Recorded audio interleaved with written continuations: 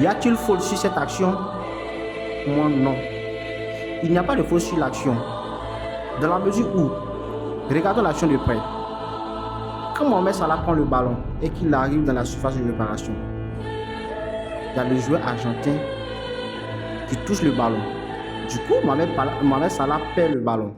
À ce niveau, il n'y a plus d'action dangereuse. Est-ce que vous voyez? Donc, il n'y a plus d'annulation de but. Mohamed Salah n'a plus le ballon.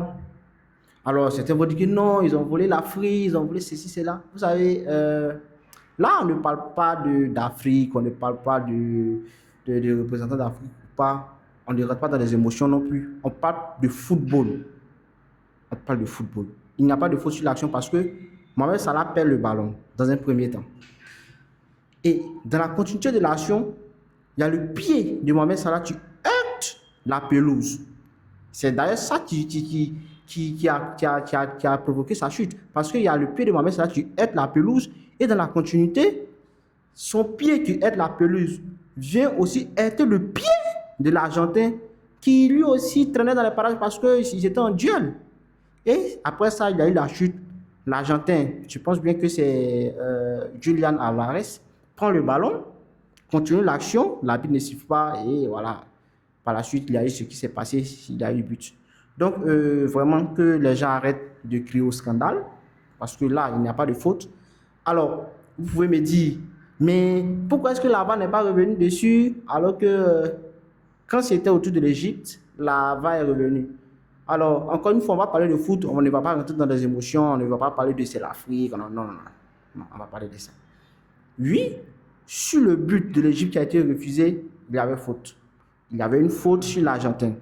Mais la question qu'il faut se poser ici, c'est est-ce que si c'était le contraire, si c'était l'Argentine qui avait cette occasion et qu'un Égyptien et qu'un Argentin avait fait une faute sur l'Égyptien et qu'il avait eu but, est-ce que la VAR allait rappeler l'arbitre pour faire annuler le but de l'Argentine?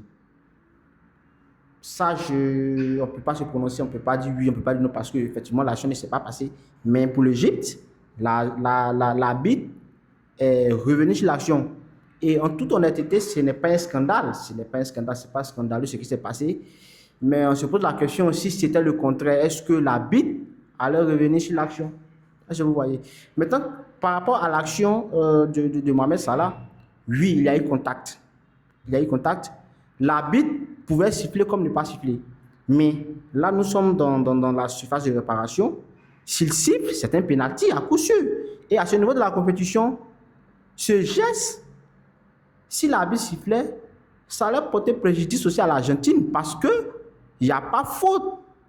Tout simplement parce que Mohamed Salah avait déjà perdu le ballon. Vous voyez, si l'action s'était passée à l'entrée de la surface de réparation, ou peut-être un peu plus loin, l'arbitre pouvait siffler pour donner un coup franc à l'Égypte. Voilà, ça pouvait se comprendre. Mais là, il ne pouvait pas siffler.